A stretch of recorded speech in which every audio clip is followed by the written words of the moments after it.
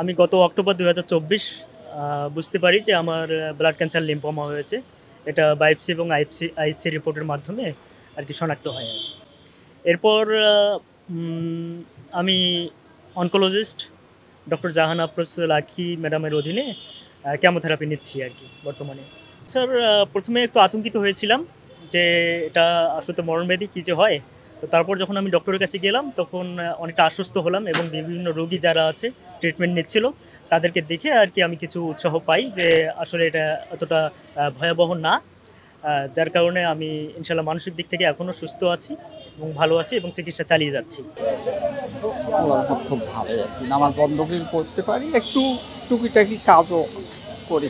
টানা সপ্তমবারের মতো best tissue paper brand হিসেবে স্বীকৃতি পেয়েছে বসুন্ধরা টিস্যু। ১,০১২ লোক একসাথে আমরা এখানে একটা আয়োজনের ব্যবস্থা করেছি। তার সাথে আমাদের সায়েন্টিফিক পার্টনাররা আছে যারা সহযোগিতা করেছেন এবং আপনারা মিডিয়া কর্মীরা সবাই আছেন।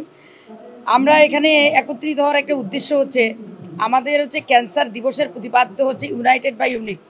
আমরা সবাই ক্যান্সারের রোগীদের সাথে একসাথে চলি, একদম ডায়াগনোসিস থেকে শুরু করে ট্রিটমেন্ট থেকে শুরু করে ফলো আপ পর্যন্ত এবং মৃত্যু পর্যন্ত আমৃত্যু পর্যন্ত আমাদেরকে একসাথে থাকতে হয়। এই সময় আমাদের একটাই উদ্দেশ্য থাকে, যেটা হচ্ছে ক্যান্সার রোগীটার সুস্থতা। এবং এই সুস্থতার দীর্ঘ সময়টাতে আমরা সবাই তাকে বিভিন্নভাবে সহযোগিতা করে থাকি।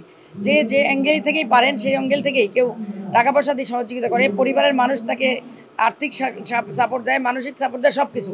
এবং এই যে সাপোর্টটা দিয়ে তারা একসাথে একটা যুদ্ধ অতিক্রম করে, এই ক্যান্সার যোদ্ধারা একসাথে একটা যুদ্ধ অতিক্রম করে তারা আবার সুস্থ জীবনে ফিরে আসে।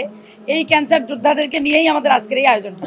এবং এখানকার এই আয়োজনের মাধ্যমে আমরা যে মেসেজটা দেওয়ার চেষ্টা করতেছি যে ক্যান্সার একসময় কুসংস্কারের জন্য একটা জায়গা ছিল, যে ক্যান্সার হলে এর কোনো উত্তর ছিল না।